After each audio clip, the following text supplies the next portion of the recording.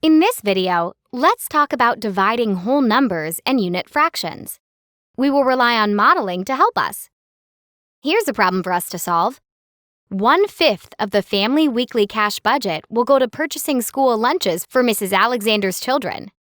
If she has 3 children, Emily, Franklin, and Madison, and she gives the exact amount of money to each child, then what fraction of the family's budget will go to Madison? What problem do we need to solve?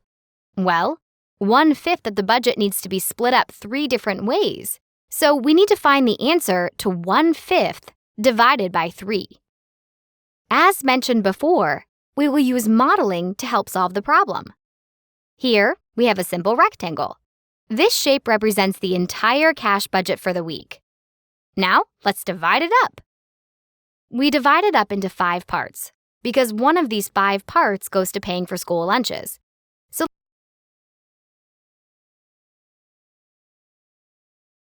let's color one of these 5 parts.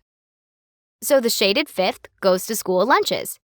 Now we have to divide this up 3 ways, since Mrs. Alexander has 3 children. So let's split up this model vertically. Now each of the shaded parts represents the money that goes to each of the 3 children.